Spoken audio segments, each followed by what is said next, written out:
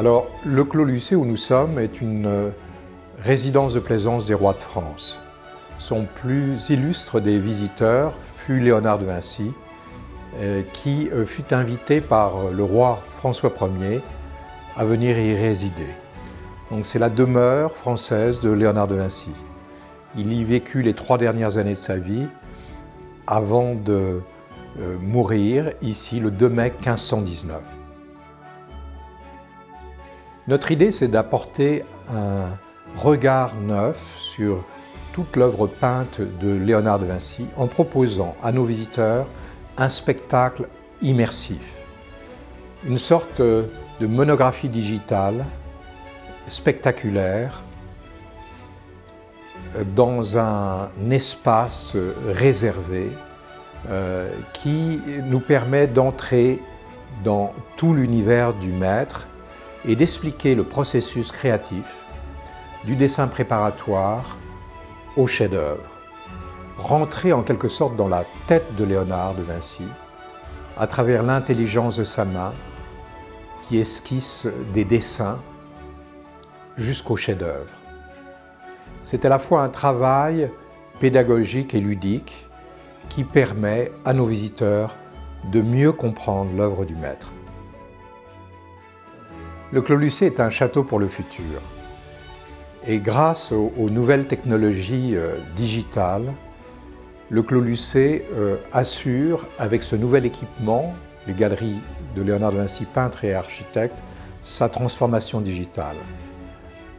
Et effectivement, l'idée est de se rapprocher de nos visiteurs, et notamment de nos jeunes visiteurs, en leur apportant des technologies qu'ils connaissent au quotidien pour mieux leur faire connaître cette période de la Renaissance et tout le talent créatif de Léonard de Vinci. Oui, nous avons développé depuis une quinzaine d'années un partenariat long terme avec Axience qui trouve son aboutissement avec ce nouvel équipement culturel qui donc donne la part belle aux nouvelles technologies numériques et notamment avec cette salle immersive. Et nous sommes très heureux de ce partenariat qui donne pleinement satisfaction à tous nos visiteurs. Alors le projet se partage en plusieurs sujets. C'est Léonard de Vinci peintre et Léonard de Vinci architecte. Et il fallait aussi aborder le monde du dessin de Léonard qui est toujours la préparation, que ce soit bien sûr pour l'architecture ou pour la peinture. On avait un espace que l'on peut voir derrière nous, qui est un ancien bâtiment, un ancien laboratoire d'une friche industrielle qui sied au pied du Clos Lucé. Et ce bâtiment a été réhabilité en fait en 2 grandes galeries. Une galerie en rez-de-chaussée consacrée à la peinture et une galerie au premier étage consacrée à l'architecture. Le parcours démarre par l'architecture, la présentation de toute la vie de Léonard de Vinci pour resituer le personnage, et puis après le développement, la démonstration des recherches de Léonard en architecture sur plusieurs thèmes, à la fois l'architecture militaire, l'architecture civile, les recherches mathématiques, l'architecture de spectacle, parce que Léonard était un grand scénographe de fêtes.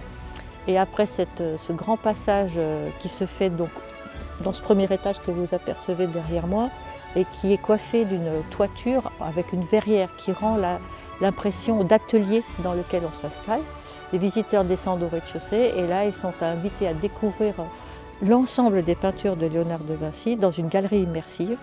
Et ce grand espace d'immersion numérique raconte la peinture, mais au travers de la recherche de Léonard, donc des premiers dessins, des premières esquisses, jusqu'à ces recherches tout à fait précises pour réaliser les grands chefs-d'œuvre que l'on connaît, qui existent sur la planète et qui sont réunis ici virtuellement.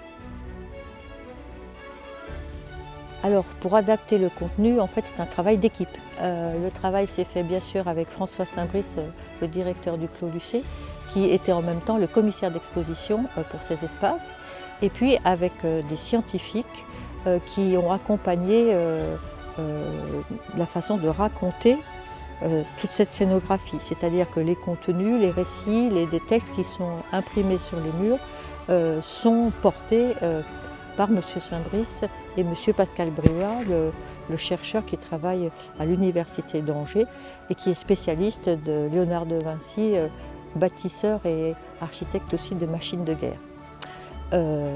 Alors, en s'appuyant sur cette équipe de savoir, nous, en scénographie, on transforme tout cela en volume, en maquette, en dessin, en expérience, en multimédia, et on crée un espace qui, dans la partie architecture, évoque l'atelier de Léonard.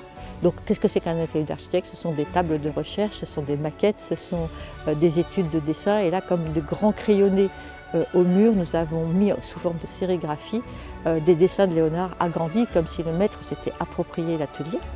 Alors qu'en bas, au rez-de-chaussée, dans la grande galerie, sur la peinture, là, depuis le départ, nous avons bâti un scénario qui développe à partir d'une galerie imaginaire dans laquelle on retrouverait tous les chefs-d'œuvre de Léonard réunis. Et pour un moment, un instant incroyable, on a sous nos yeux les 17 chefs-d'œuvre de Léonard rassemblés dans une galerie imaginaire, comme un Louvre magique, dans lequel on retrouve réunis ces tableaux qui sont dispersés sur notre planète. Et donc après ce miracle de rassemblement des œuvres, on va venir à l'intérieur, suivant différentes thématiques que nous avons proposées autour des sourires, autour du travail sur les mains, autour du travail sur le végétal dans les fonds de tableau. Voilà, autant de thématiques qui se développent et qui permettent de fouiller l'art de Léonard. Alors la collaboration avec Axience s'est très bien passée. En fait, on se connaît avec l'équipe d'Axience Nantes depuis plusieurs années puisqu'on a déjà travaillé ensemble sur d'autres projets. Et là, pour le Clos Lucé, ils ont remporté l'appel d'offres sur le matériel multimédia, et ce qui nous a permis de travailler étroitement sur la mise au point, tout particulièrement de l'espace immersif, parce qu'évidemment il y a des tablettes tactiles, il y a des écrans diffuseurs qui sont un peu plus coutumiers. Par contre, le grand spectacle immersif sur la peinture de Léonard, ça c'était un travail de haute minutie. Donc avec Daniel Saunier, on a particulièrement étudié toute la géométrie de la salle, parce que tout ça est calé au centimètre, j'allais dire au millimètre près et au pixel près. Et donc avec l'équipe aussi de production, Drôle de Trame, étroite collaboration, donc c'est un trio, on va dire, Axience, Drôle de Trame et Arc-en-Scène, pour mettre au point les positionnements dans l'espace, pour, avec les 13 projecteurs qui ont été utilisés, arriver à recréer cette dimension de spectacle 360 degrés, donc nos 4 murs, et plafond. Le plafond étant pour nous cette fois-ci très important dans l'immersion, puisque le regard de Léonard de Vinci que l'on souhaitait porter, c'est un regard vers le haut, un regard qui mène l'âme vers le beau et vers l'azur.